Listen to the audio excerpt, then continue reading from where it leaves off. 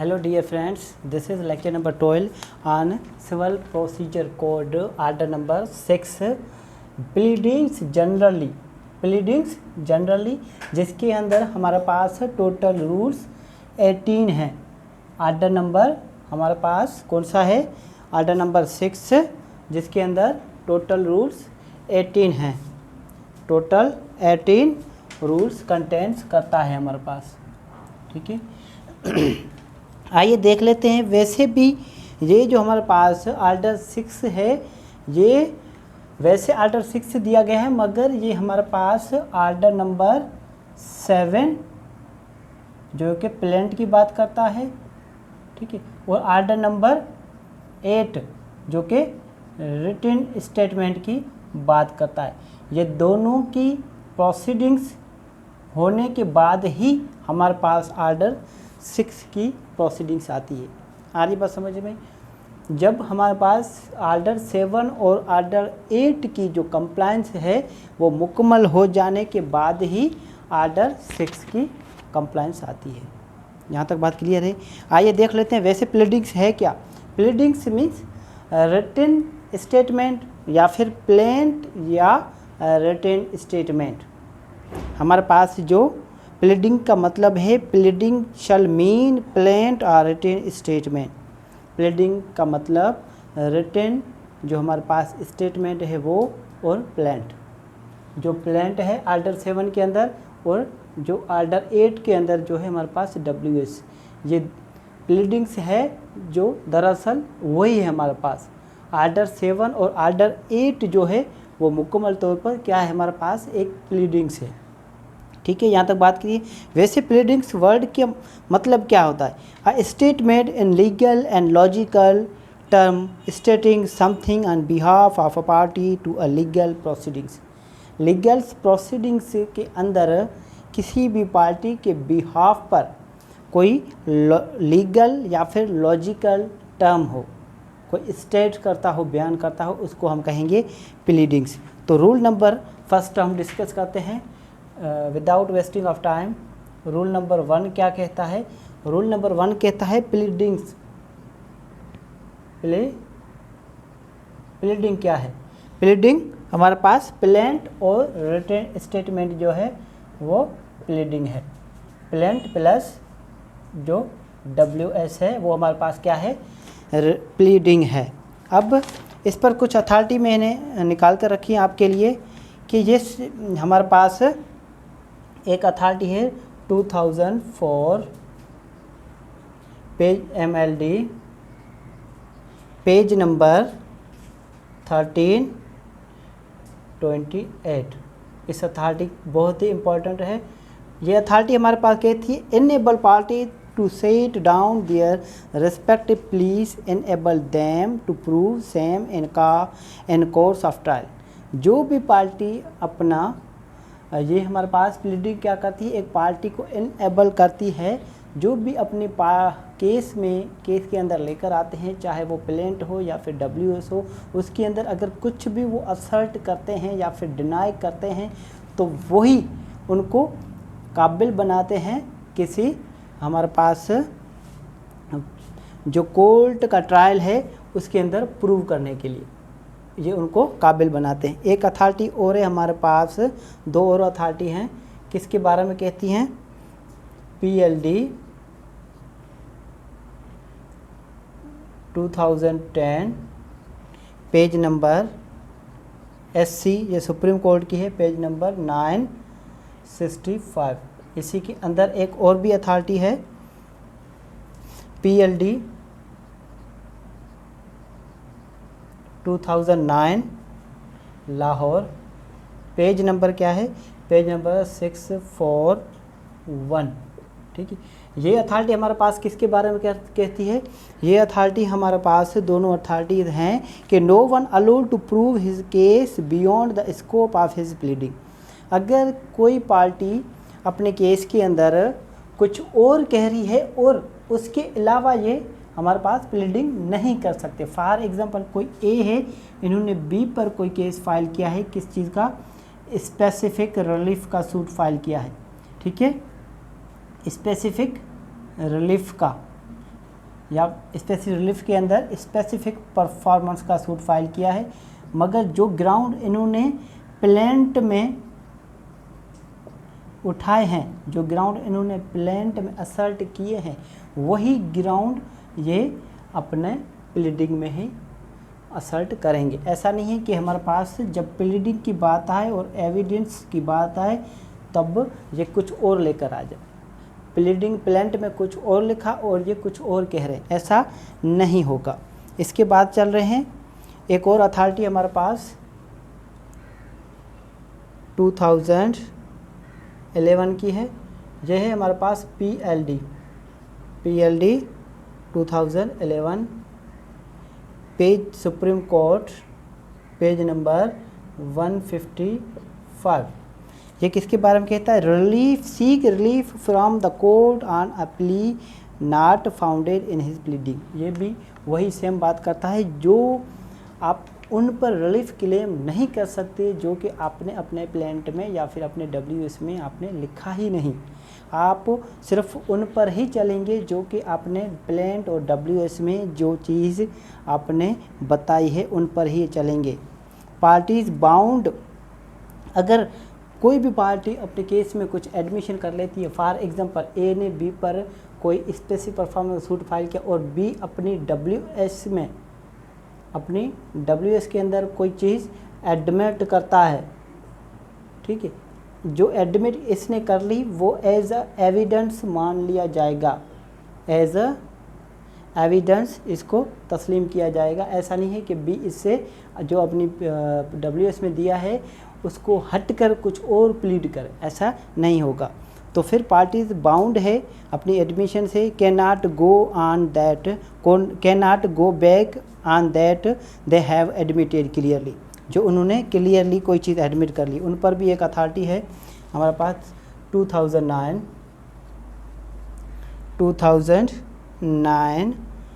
CLC page number है 364। ये सिर्फ रूल नंबर 1 की बात कर रहे थे हम। वैसे रूल नंबर 1 आपको समझ में आया या नहीं? अगर नहीं आया तो एक और हम इस पर थोड़ी सी और डिस्कशन कर लेता हूँ। वैसे रूल नंबर 1 जो हमारे पास बात करता है प्लीडिंग की, किसकी बात करता है? रूल नंबर 1 प्लीडिंग की बात करता है, ठीक है। और प्लीडिंग हमारे पास रूल 1 की बेयर रीडिंग क्या है? प्लीडिंग शैल मीन प्लेंट और रिटन स्टेटमेंट। हमारे पास जो प्लेंट और रिटन स्टेटमेंट जो कोर्ट में फाइल होती है वही हमारे पास क्या कहलाएगी? प्लीडिंग कहलाएगी। आरी बात समझ? यहाँ तक बात क्लियर है? यहाँ तक बात क्लियर है तो आप इसको नोट कर लें, फिर इसके बाद हम आगे चलते हैं। इसके बाद हम चलते हैं रूल नंबर 2 पर। रूल नंबर 2 हमारे पास किस चीज़ के बारे में डील करता है? Rule number 2, rule number 2 of order number 6। Rule number 2 जो बात करता है प्लीडिंग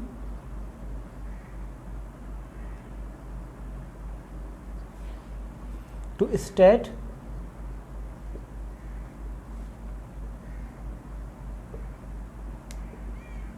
material facts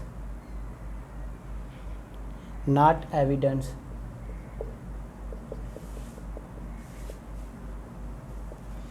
इसकी थोड़ी सी बैरिडिंग कर लेते हैं कि इसका जो टाइटल है इसका मतलब है कि आप जो भी प्लीडिंग्स लेकर आ रहे हैं उसके अंदर सिर्फ आपने फैक्ट बताना है, मतलब जो हकीकत है, जो आपका काज ऑफ एक्शन है, जो भी आपका फसाद है वही आप डिटेल में बताएंगे। आप ऐसा नहीं है कि कोई आप एविडेंस बताएं या फिर कोई अपना कानून बता दें। आ रही बात समझ में? Pleading to state material facts and not evidence. हमारे पास मटेरियल फैक्ट्स और एक वर्ड है एविडेंस। अब हमारे पास लैटिन फ्रेंच में कुछ कहते हैं कि फैक्टा प्रोबेंडा, 2 वर्ड हैं, फैक्टा प्रोबेंडा और दूसरा वर्ड है हमारे पास फैक्टा प्रोबेंशा। फैक्टा प्रोबेंशा, ये 2 वर्ड्स हैं। फैक्टा प्रोबेंडा क्या है और फैक्टा प्रोबेंशा क्या है? फैक्टा प्रोबेंडा मीन्स वो चीज़ जो असल हकीकत को बयान करती हो, और फैक्टा प्रोबेंशा वो बातें हैं जो कि हमारे पास कानून के बारे में बात करता हो। आ रही बात। फॉर एग्जांपल, एक ए आता है जो पे किसी बी पर कोई कंप्लेंट फाइल कर, या बी पर कोई केस फाइल करता है और कहता है सर मैंने इनको पैसे दिए थे, ठीक है, 50,000 दिए थे, ये वापस नहीं दे रहा। आ रही बात। ये क्या हो गया, एक फैक्ट हो गया, ठीक है, 50,000 दिए थे, ये वापस नहीं दे रहा। अब कोर्ट उन पर कौन सा लॉ अप्लाई करेगी, ठीक है, किस तरह उनको वापस दिए जाएंगे, वो हमारे पास क्या होगा, ये फैक्ट्स हैं, ठीक है, मटेरियल फैक्ट्स हैं। और जो हमारे पास कोर्ट जो लॉ अप्लाई करेगी, जिस तरह उनको दिया जाएगा, वो होगा एविडेंस। जिस एविडेंस को कोर्ट लेगी, जिन पर कानून के मुताबिक उसको दिया जाएगा, वो होगा हमारे पास फैक्टा प्रोबेंशा। यहाँ तक बात क्लियर है। मीन्स जो भी आपने प्लेंट लेकर आनी है या फिर डब्ल्यूएस लेकर आनी है, तो उनके अंदर जो हकीकत है वही आपने वाजे करनी है। कैसे, ए ने बी की तरफ 50,000 रुपये, ए ने बी को 50,000 रुपये दिए थे, मगर बी वापस नहीं दिया। ए ने कोर्ट में आके कहा कि सर मैंने फलान डेट पर फलान बी को इतने पैसे दिए, ये वापस नहीं दे रहे मुझे। तो फिर ये हो गया, फैक्ट्स हो गए। और बी भी अब क्या कह रहा है, सर ये जो मैंने इनसे 50,000 रुपये लिए थे, ये मैंने पहले ही इनको दिए थे, वो मुझे वापस किए, या फिर जो ए कह रहे हैं वो झूठ कह रहे हैं, मैंने ऐसे कुछ पैसे वगैरह लिए ही नहीं। ये हो गया फैक्ट। ऐसा नहीं है कि कोई एविडेंस बताए, अपनी एविडेंस लिखे, एविडेंस फ़िलहाल नहीं लिखनी है। इसकी बैरिडिंग कर लेते हैं। Every pleading shall contain only a statement in a concise form of material facts. जो भी प्लीडिंग्स आपकी है, सिर्फ़ और सिर्फ इतना बयान आपने लिखना है, ठीक है। कंसाइज मीन्स मुनासिब फॉर्म में यही लिखना है। जो भी आपकी मटेरियल हकीकत है, जो भी आपके पास मवाद है, हकीकत पर मुबनी जो बातें हैं, वही आपने लिखनी है कंसाइज फॉर्म में, बहुत ही मुनासिब हमारे पास फॉर्म में लिखना है। आ रही बात समझ में। On which the party pleading relies for his claim और डिफेंस। जिस पर पार्टीज अपना क्लेम, जिन पर अपना क्लेम बेस करती है, या फिर जो पार्टी अपना डिफेंस उन पर बेस करती है, वही हकीकतें कोर्ट के सामने रखनी है। ए द केस में बी, जैसा भी केस हो, जैसा भी सर्कमटेंसेस हो, कुछ भी केस हो सिविल नेचर का, आपने उनके अंदर अपनी हकीकत ही बतानी है, अपना एविडेंस वगैरह कोई कानून नहीं बताना आपने। यहाँ तक बात क्लियर है। But not the evidence by which they are to be proved. पर आपने ऐसे एविडेंस नहीं बताने हैं कि कोर्ट को कि सर आप ये एविडेंस लेना, सर ये आप करना, इससे ये मेरे साबित हो जाएंगे। ऐसा नहीं करना आपने। वो कोर्ट खुद देखेगी कि कौन से एविडेंस लेने हैं, कौन सा लॉ अप्लाई करना है, ये कोर्ट की ड्यूटी है। यहाँ तक बात क्लियर है।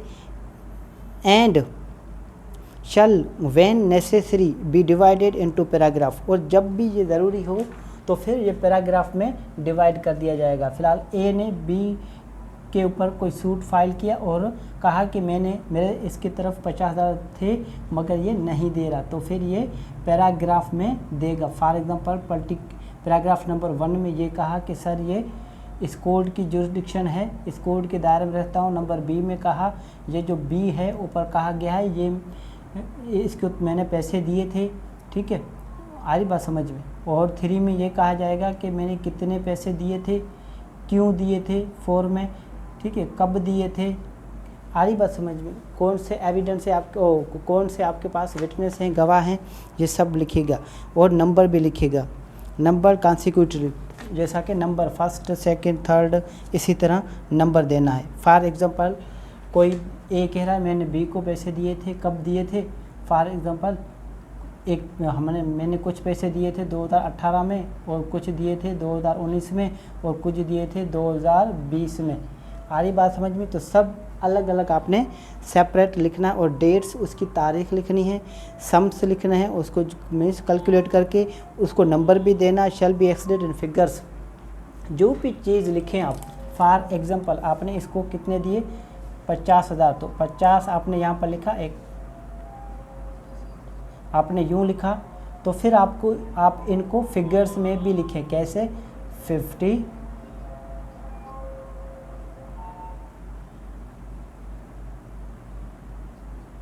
50,000।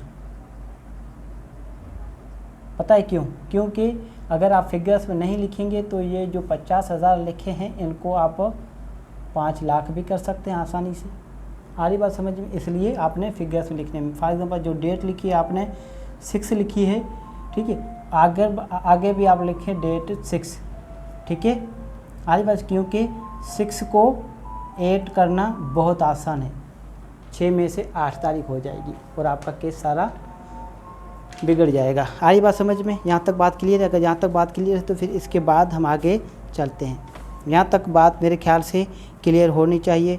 पैराग्राफ, क्योंकि ये बात कर रहा है पैराग्राफ की, पैराग्राफ 1 जैसे हम प्लान बनाते हैं नंबर वाइज पैरा होते हैं। जैसा पे हम WS बनाते हैं तो कहते हैं para number 1 admitted, para number 2 deny, para number 3 deny, para number 4 deny. इसी तरह जो पैराग्राफ लिखी होती है उसी को ही कह रहे हैं। ये हो गया हमारे पास रूल नंबर 2।